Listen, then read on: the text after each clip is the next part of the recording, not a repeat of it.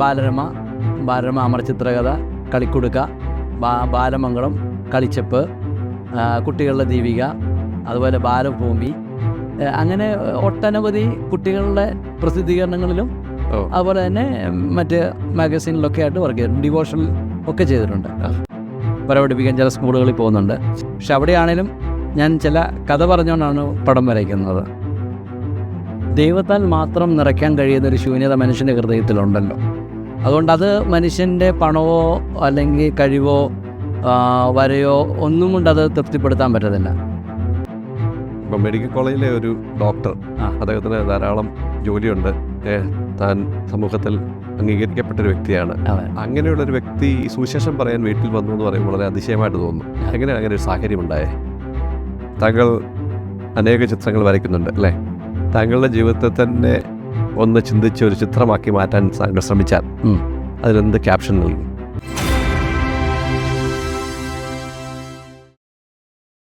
Life ഫോക്കസിൻ്റെ മാനസാന്തര കഥകൾ എന്നുള്ള പുതിയ സീരീസിൽ ഇന്ന് നമ്മുടെ അതിഥിയായി എത്തിയിരിക്കുന്നത് പ്രസിദ്ധ കാർട്ടൂണിസ്റ്റും മാഗസിൻ ആർട്ടിസ്റ്റുമായ ശ്രീ ബിജു കല്ലൂശ്ശേരിൽ ആണ്. നമുക്ക് സ്വാഗതം ചെയ്യാം. സ്വാഗതം. ബിജു കല്ലൂശ്ശേരിൽ. എന്താണ് കല്ലൂശ്ശേരി? കല്ലൂശ്ശേരി എൻ്റെ വീട്ടുപേരാണ്. ഞാൻ താമസിക്കുന്നത് കോട്ടയത്തിനടുത്തുള്ള പുതുപ്പള്ളി എന്ന് പറയുന്ന സ്ഥലത്താണ്. പല ആൾക്കാർക്കും സംശയമാണ് കല്ലൂശ്ശേരി ആ സ്ഥലത്താണോ താമസിക്കുന്നതെന്ന്. സ്ഥലത്തല്ല. സാറിൻ്റെ പല ചിത്രങ്ങളും ഫേസ്ബുക്കിലൂടെയും അതുപോലെ പല മാഗസിൻസിലൂടെയൊക്കെ കാണാനായിട്ട് കഴിഞ്ഞിട്ടുണ്ട്. ഈ ചിത്രരചനയുടെ ഏതെല്ലാം മേഖലയിലാണ് താങ്കൾ കൈവച്ചിട്ടുള്ളത്? ചിത്രരചനയ്ക്ക് ഒരുപാട് മേഖലകളുണ്ട്. പക്ഷേ ഞാൻ ചെയ്യുന്നത് ഒരു മാഗസിൻ ആർട്ടിസ്റ്റ് എന്നുള്ള നിലയ്ക്ക് മാഗസിൻ വർക്കുകൾ ആണ് ചെയ്യുന്നത്. ഈ ഫിഗർ വരയ്ക്കുക, അതുപോലെ കുട്ടികളുടെ മാസികയാണെങ്കിൽ ആനിമൽ ചിത്രകഥകൾ, കവിതകൾ, അങ്ങനെയുള്ള വർക്കുകളാണ് ചെയ്യുന്നത്. കോട്ടയത്ത് നമ്മളെ പ്രസിദ്ധീകരണങ്ങളുടെ സ്ഥലമാണ് കോട്ടയം. അതെ. അനേക ബാലപ്രസിദ്ധീകരണമുണ്ട്. ബാലരമ, അതെ അതെ, ബാലഭൂമി, ബാലമംഗളം, അങ്ങനെയുള്ള ഏതെല്ലാം കുട്ടികളുടെ പ്രസിദ്ധീകരണങ്ങളിൽ താങ്കൾ ചിത്രങ്ങൾ വരച്ചിട്ടുണ്ട്? എൻ്റെ തുടക്കമെന്ന് പറയുന്നത് ടോംസ് കോമിക്സിലാണ്. ടോം സാറിനോടൊപ്പമായിരുന്നു. ഭവനമോടിയും ആ സ്ഥാപനത്തിലാണ് തുടങ്ങുന്നത്. അവർക്ക് ഭവനമോടി അല്ലാതെ വേറെ പല പ്രസിദ്ധീകരണങ്ങളുണ്ട്. ഉണ്ണിക്കുട്ടൻ, അതുപോലെ തന്നെ ടോംസ് കോമിക്സിൻ്റെ തന്നെ മണ്ടൂസ്, ഇങ്ങനെ പറയുന്ന പല ഇതുണ്ട്. അപ്പോൾ അതിലൊക്കെയാണ് വർക്ക് ചെയ്തുകൊണ്ടിരുന്നത്. അവിടെ അങ്ങനെയാണ് തുടങ്ങുന്നത്. അവിടെ മുതൽ പിന്നെ പൂമ്പാറ്റ, ബാലരമ, ബാലരമ അമർചിത്രകഥ, കളിക്കുടുക്ക, ബാലമംഗളം, കളിച്ചപ്പ്, കുട്ടികളുടെ ദീപിക, അതുപോലെ ബാലഭൂമി, അങ്ങനെ ഒട്ടനവധി കുട്ടികളുടെ പ്രസിദ്ധീകരണങ്ങളിലും അതുപോലെ തന്നെ മറ്റ് മാഗസീനിലൊക്കെ ആയിട്ട് വർക്ക് ചെയ്തിട്ടുണ്ട്. ഡിവോഷണൽ ഒക്കെ ചെയ്തിട്ടുണ്ട്. അപ്പോൾ കുട്ടികൾ വായിച്ചുകൊണ്ടിരുന്ന പല മാസികകളുടെയും പിന്നിൽ താങ്കളുടെ ഒരു കരസ്പർശം കൂടി അവിടെ ഉണ്ട് എന്നായിരുന്നു എന്ന് ചിന്തിക്കാൻ. അതെ അതെ അതെ അതെ. ഇപ്പം പ്രധാനമായും കോൺസെൻട്രേറ്റ് ചെയ്യുന്നത് ഇപ്പം ബാലരമ അമർചിത്രകഥയുടെ വർക്കുകൾ ചെയ്യുന്നുണ്ട്. എങ്കിലും കൂടുതലായിട്ട് ചെയ്യുന്നത് ഡിവോഷണൽ വർക്കുകളാണ് ഏറ്റവും ഫോക്കസ് ചെയ്യുന്നത്. പിന്നെ നാഷണൽ ബുക്സിൻ്റെ വർക്കുകളുണ്ട്. അങ്ങനെ ആർട്ട് വർക്ക് സംബന്ധിച്ച് പല മേഖലകളിൽ വർക്ക് ചെയ്യുന്നുണ്ട്.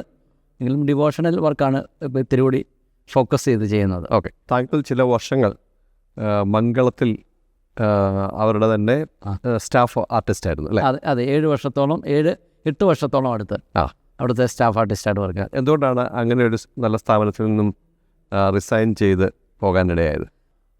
ഞാൻ ദൈവവചനം കേൾക്കാനൊരു അവസരം ഉണ്ടാകുകയും അങ്ങനെ വിശ്വാസത്തിലേക്ക് വരികയും ചെയ്തു.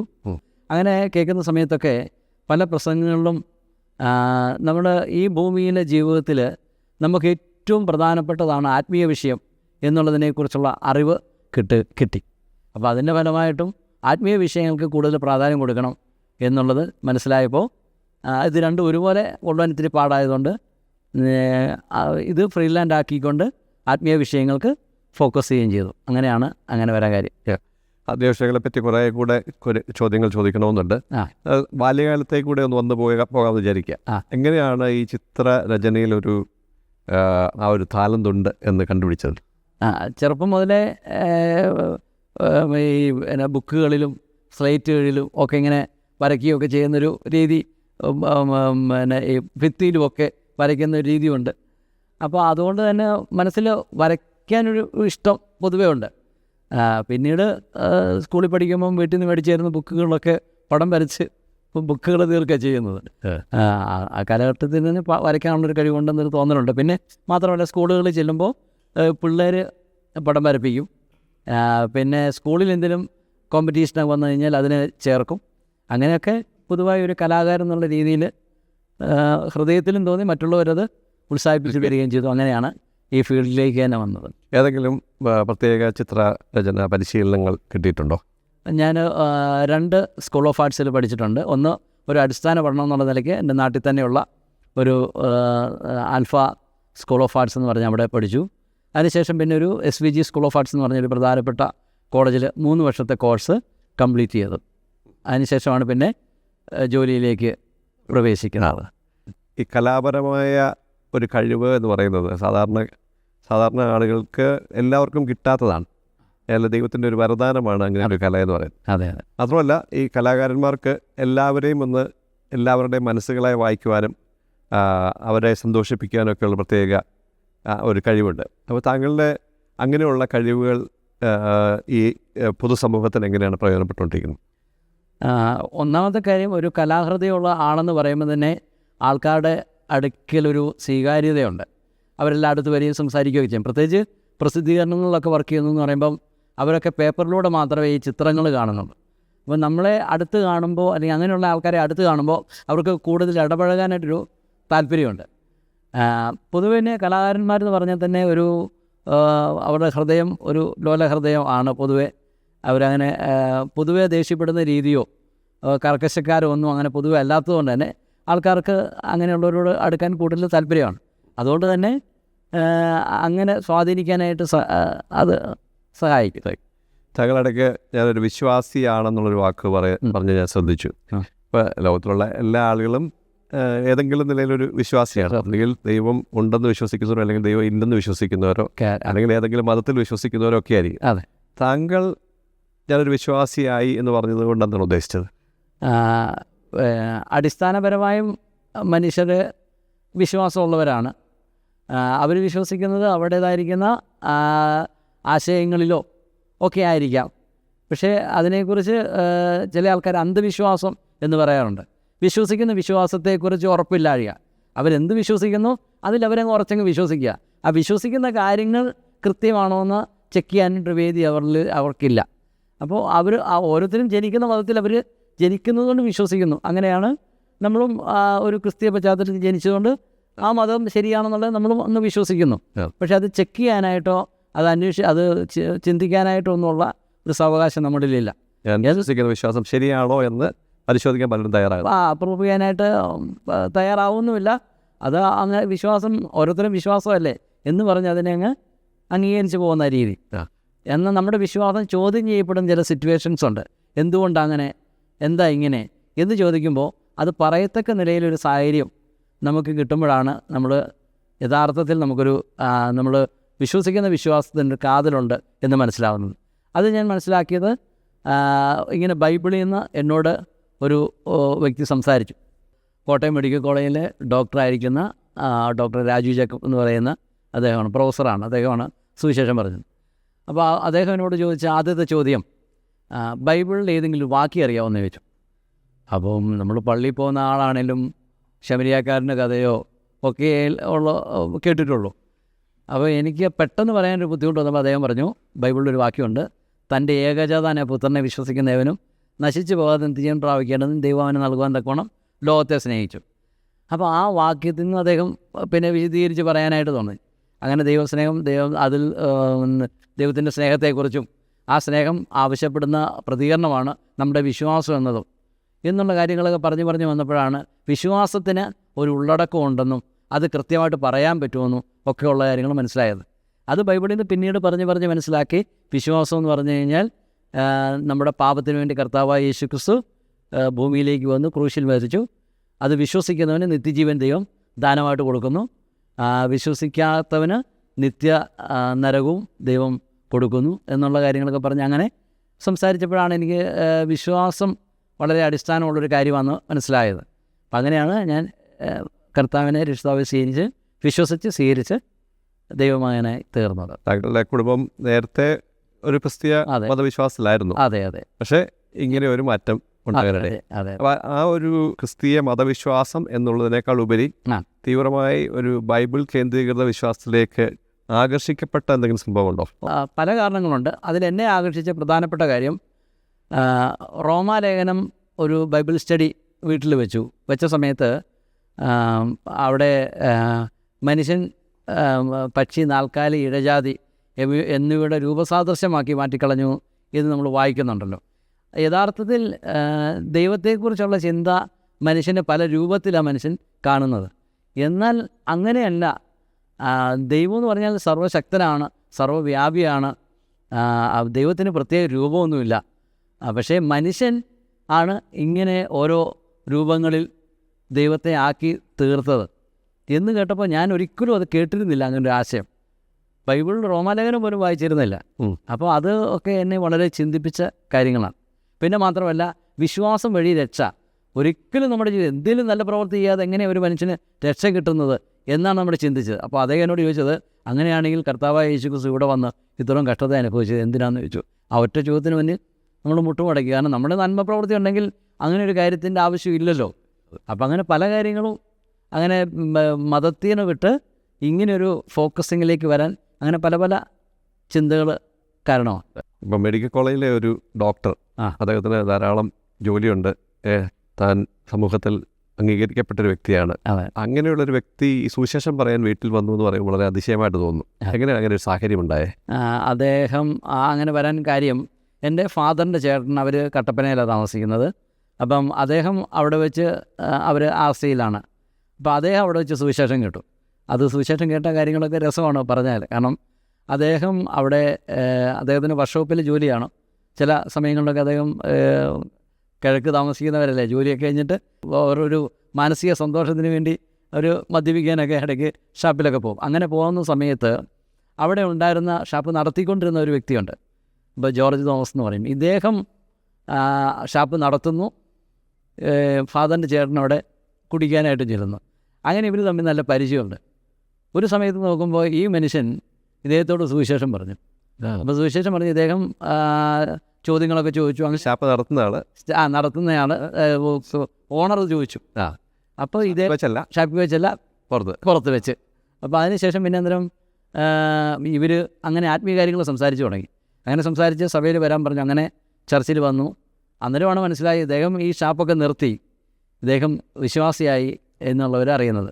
അപ്പം നടത്തിക്കൊണ്ടിരുന്ന ആൾ വിശ്വാസിയായി. അപ്പം കുടിക്കാൻ വന്ന ആളെയും അത് മാനസാന്തരത്തിലേക്ക് നയിച്ചു, രൂപാന്തരത്തിലേക്ക് നയിച്ചു. അങ്ങനെ അദ്ദേഹം വിശ്വാസിയായി. അവർ രണ്ടുപേരും ഒരു സഭയുടെ അംഗങ്ങളായിട്ട്. അപ്പോൾ അദ്ദേഹമാണ് ഞങ്ങളോട് വീട്ടിൽ വന്ന് സുവിശേഷം പറഞ്ഞത്. അങ്ങനെ അദ്ദേഹത്തിൻ്റെ കെയർ ഓഫിലാണ് ഈ ചർച്ചിൽ നിന്ന് ഡോക്ടർ വരുന്നത്. ഓക്കെ. അപ്പം അദ്ദേഹത്തിൻ്റെ പരിചയത്തിലുള്ള ആളായിരുന്നു ഡോക്ടർ അല്ലേ? അതെ തന്നെ. അതെ. ഈ സുവിശേഷം വിശ്വസിച്ചു എന്ന് പറഞ്ഞു, അല്ലെങ്കിൽ വിശ്വാസിയായി എന്ന് പറഞ്ഞു.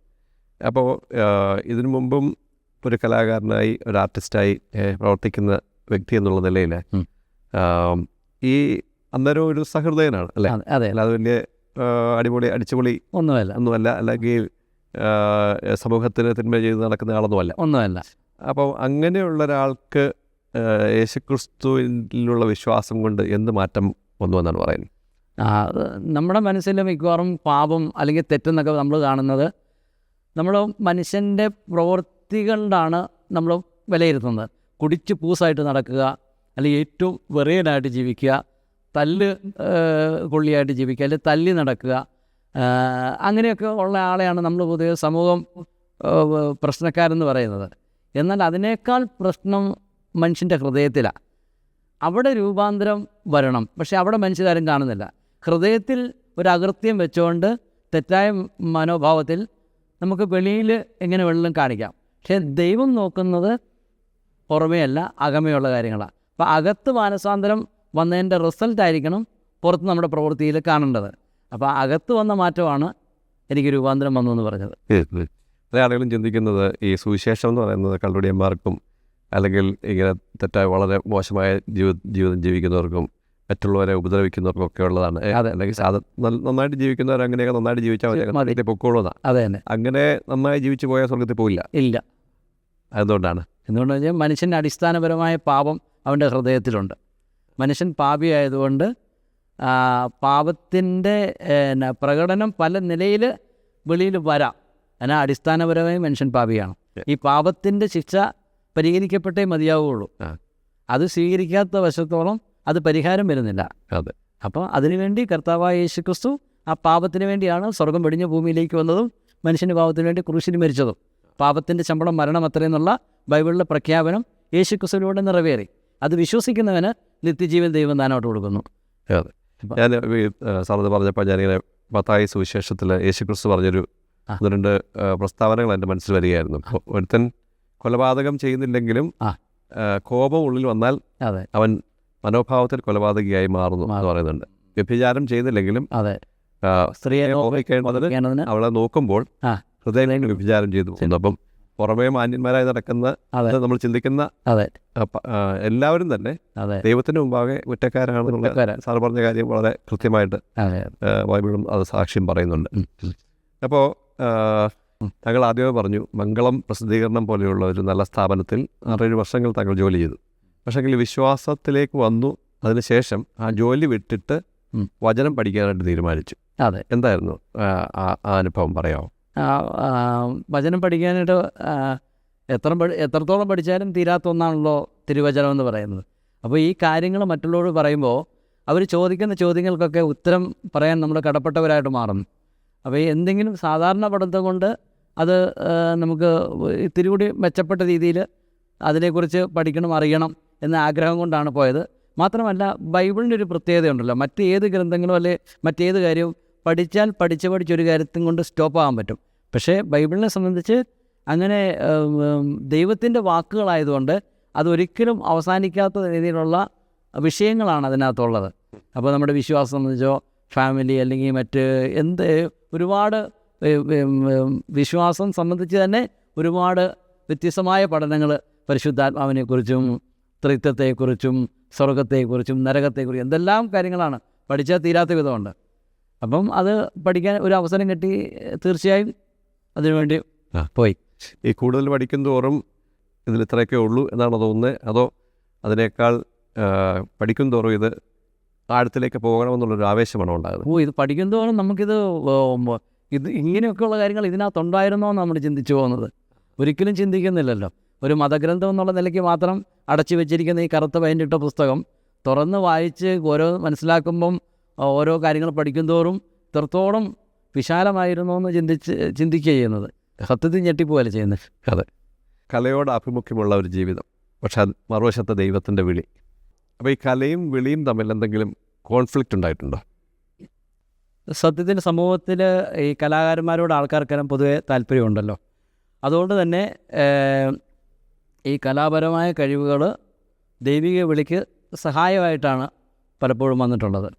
നമ്മളെവിടെയെങ്കിലും പോയി ദൈവവചനം പറയാനായിട്ടോ സുവിശേഷം പറയാനായിട്ടോ അല്ലെങ്കിൽ എന്തെങ്കിലും കാര്യത്തിന് പോവുകയാണെങ്കിൽ തന്നെ ഒരു ഇങ്ങനെ മാഗസീനിൽ വർക്ക് ചെയ്യുന്ന ആളാണെന്നൊക്കെ പറയുമ്പോൾ ആൾക്കാർക്ക് കൂടുതൽ സ്നേഹവും അടുത്തിടപഴകാനായിട്ടുള്ള ഇഷ്ടമുണ്ട്. ഇതെല്ലാം പേപ്പറിലൊക്കെ കണ്ടുള്ള പരിചയമല്ലേ ഉള്ളൂ. അപ്പോൾ അങ്ങനെ വരുമ്പോൾ നമ്മളോട് സംസാരിക്കാൻ താല്പര്യപ്പെടുമ്പോൾ ആ സംസാരിക്കുന്ന കൂട്ടത്തിൽ ഈ ആത്മീയ കാര്യങ്ങൾ പറയുമ്പോൾ അവർക്കതൊരു അവർക്ക് സ്വീകരിക്കാനൊരു വലിയൊരു താല്പര്യമാണ്, കേൾക്കാനും വലിയ ഇഷ്ടമാണ്. അപ്പോൾ അതുകൊണ്ട് തന്നെ ഈ കഴിവുകൾ കൂടുതൽ ആൾക്കാരോട് അടുത്തിടപഴകാനും ദൈവവചനം പറയാനും അത് നമ്മളെ സഹായിക്കുന്നു. അപ്പോൾ താങ്കൾ ബൈബിൾ കോളേജ് പഠനത്തിന് ശേഷം താങ്കളുടെ ഒരു പ്രയോറിറ്റി ആയിട്ട് ദൈവവേല തിരഞ്ഞെടുത്തു. അതേസമയം തന്നെ ചിത്രകല കൂടെ കൊണ്ടുപോകുന്നുണ്ട്.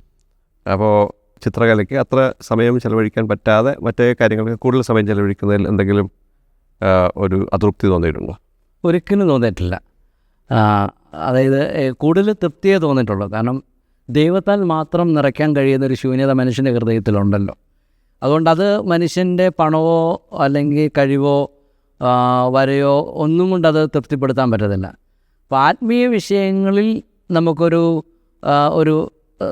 തൃപ്തി എന്ന നിലയിലല്ല, മറ്റതിനേക്കാൾ നമുക്ക് ആത്മീയ കാര്യങ്ങൾക്ക് കൂടുതൽ സമയം ചെലവഴിക്കുമ്പോൾ വരയോ അതോ അങ്ങനെയുള്ള കാര്യത്തേക്കാൾ കൂടുതൽ സംതൃപ്തി ഇതിനാണ് ലഭിക്കുന്നത്. ഓക്കെ. ഏതൊക്കെ നിലയിലുള്ള പ്രവർത്തനങ്ങളാണ് ഈ ചേർത്തല ശക്തി പോലുള്ള സ്ഥലത്ത് അവിടെ പൊതുവേ സുവിശേഷ പ്രവർത്തനം, ഓപ്പൺ എയർ മീറ്റിംഗ്, അതുപോലെ തന്നെ കൂടുതൽ ഫോക്കസ് ചെയ്യുന്നത് ചർച്ചിനുള്ളിലുള്ള കാര്യങ്ങളിലാണ്. കൂടുതലും കൗൺസിലിംഗ് സംബന്ധിച്ചുള്ള കാര്യങ്ങളോ അങ്ങനെയൊക്കെ ഉള്ള കാര്യങ്ങളാണ്. പിന്നെ ചർച്ചിൻ്റെ നടത്തിപ്പുകൾ, അതിലാണ് ഏറ്റവും ഫോക്കസിങ് ആയിട്ടുള്ളത്. സാധാരണ ഇപ്പം സുവിശേഷ വേല എന്ന് പറയുമ്പോൾ ട്രഡീഷണൽ വേയിൽ ആളുകൾ ചിന്തിക്കുന്ന പലതരം പ്രവർത്തനങ്ങളുണ്ട്. താങ്കളൊരു വ്യത്യസ്ത നിലയിൽ ചിന്തിക്കുന്ന ഒരു കലാകാരൻ എന്നുള്ള നിലയിൽ എങ്ങനെയാണ് ഈ പുതിയ തലമുറയിലേക്ക് വരുന്ന ആളുകൾ, അല്ലെങ്കിൽ പുതിയ ഈ ജനറേഷനിൽ ആളുകളുടെ അറ്റൻഷൻ സ്പാനൊക്കെ കുറഞ്ഞിരിക്കുന്ന ഈ സമയത്ത് എങ്ങനെയാണ് കുറച്ചുകൂടി എഫക്റ്റീവായിട്ട് ദൈവവേല ചെയ്യാനായിട്ട് ഇടയാകുന്നത്? ഒന്ന്, നമ്മുടെ പ്രമാണങ്ങളൊന്നും വിടാതെ, അത് താഴ്ത്തിക്കൊണ്ട് വരാതെ പിള്ളേരെ അംഗീകരിക്കാനായിട്ടൊരു മനസ്സ് നമ്മൾ ആദ്യം കാണിക്കണം. പണ്ടത്തെ കാലത്ത് അത് തെറ്റാണെന്ന് പറയുന്നില്ല, പക്ഷേ അവരുടേതായ രീതിയിൽ പിള്ളേരെ മുറുകെ പിടിക്കാനായിട്ട് ശ്രമിക്കുമ്പോൾ പിള്ളേരത് അവർക്ക് സ്വതന്ത്രമായിട്ട് ചിന്തിക്കാൻ കഴിവുള്ള ഇപ്പോഴത്തെ സിറ്റുവേഷൻ അനുസരിച്ച് അവർക്കത് അവരുടെ ബുദ്ധിയെ ഒരാളുടെ കയ്യിലേക്ക് വെച്ചു കൊടുക്കാൻ അവർ ഇഷ്ടപ്പെടുന്നില്ല. അപ്പോൾ അവർക്ക് സ്വാതന്ത്ര്യം കൊടുത്ത് അവരുടെ ചിന്തകളെ നമ്മൾ മനസ്സിലാക്കിക്കൊണ്ട് നമ്മൾ ഉപദേശങ്ങൾ അവർക്ക് കൊടുക്കാനായിട്ടോ അല്ലെങ്കിൽ അങ്ങനെ സ്നേഹത്തോടെ ഇടപെടാനായിട്ട് നമുക്ക് സാധിക്കണം. അപ്പം നമ്മുടെ ഇഷ്ടത്തിന് അവരെ രൂപാന്തരപ്പെടുത്താൻ ശ്രമിക്കാതെ അവരെ മനസ്സിലാക്കിക്കൊണ്ട് ദൈവത്തിൻ്റെ വചനം അവർക്ക് കൊടുക്കുകയും നമ്മൾ വചനത്തിൻ്റെ ആ ഫ്രെയിം അവരിലേക്ക് എത്തിക്കുകയും ചെയ്താൽ തീർച്ചയായിട്ടും അവരെ നമുക്ക് ആ നിലയിൽ സ്വാധീനിക്കാനായിട്ട് സാധിക്കും. പണ്ടത്തെ കാലത്തൊക്കെ ചൈൽഡ് ഇവാഞ്ചലിസം എന്നൊക്കെ പറയുമ്പം അവർ വിഷ്വൽ എയ്ഡ്സ് കൊണ്ടുപോകും. നേരത്തെ തയ്യാറാക്കി വെച്ചിരിക്കുന്ന ചിത്രങ്ങൾ പ്രദർശിപ്പിച്ച് കുഞ്ഞുങ്ങളോട് കഥ പറയുകയൊക്കെ ചെയ്യും. അപ്പോൾ താങ്കൾ ശരിക്കും പറഞ്ഞാൽ ഒരു ആർട്ടിസ്റ്റ് ആയിരിക്കുന്നതുകൊണ്ട് താങ്കൾക്ക് ആ ചിത്രം അവിടെ തന്നെ ലൈവായിട്ട് വരച്ച് ഒരു പക്ഷേ കുഞ്ഞുങ്ങളോടൊക്കെ ഇടപെടാൻ കഴിയുമായിരിക്കും. ഞാൻ ഓർക്കുന്നു, ഞാൻ തന്നെ ചെയ്ത ഒരു കുട്ടികളുടെ പ്രോഗ്രാമിൽ താങ്കൾ ലൈവായിട്ട് ചിത്രം വരച്ച ഒരു സംഭവം ഓർക്കുന്നു. അങ്ങനെ ഇപ്പോഴും ചെയ്യാൻ കഴിയുന്നുണ്ട്? ഇപ്പോൾ ഒരുപാട് നാളായി അങ്ങനെ ചെയ്തിട്ട്, പക്ഷേ അത് നല്ലൊരു മേഖലയാണ്. അങ്ങനെ പല സ്ഥലങ്ങളിലും ചെയ്തിട്ടുമുണ്ട്. കഥ പറയുമ്പോൾ തന്നെ ചിത്രം വരയ്ക്കുന്ന രീതി. പിന്നെ ഞാനൊരു അല്ലാതെ ചില സ്ഥലങ്ങളിൽ പഠിപ്പിക്കാൻ പോകുന്നുണ്ട്, പിള്ളേരെ പഠിപ്പിക്കാൻ ചില സ്കൂളുകളിൽ പോകുന്നുണ്ട്.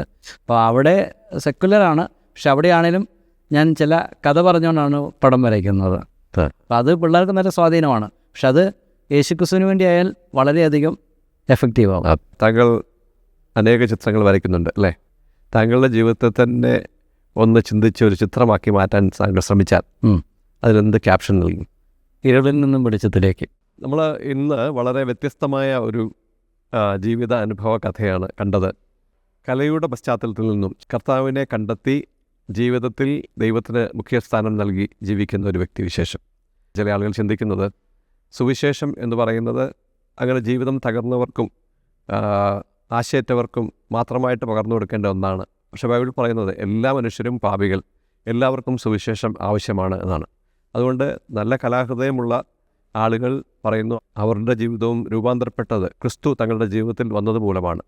ആ നിലയിൽ ക്രിസ്തുവിനെ കണ്ടെത്തുവാനും നിങ്ങളുടെ ജീവിതം രൂപാന്തരപ്പെടുവാനും ഈ അനുഭവ സാക്ഷ്യവും മുഖാന്തരമായി തീരട്ടെ. നിങ്ങൾക്ക് നന്ദി.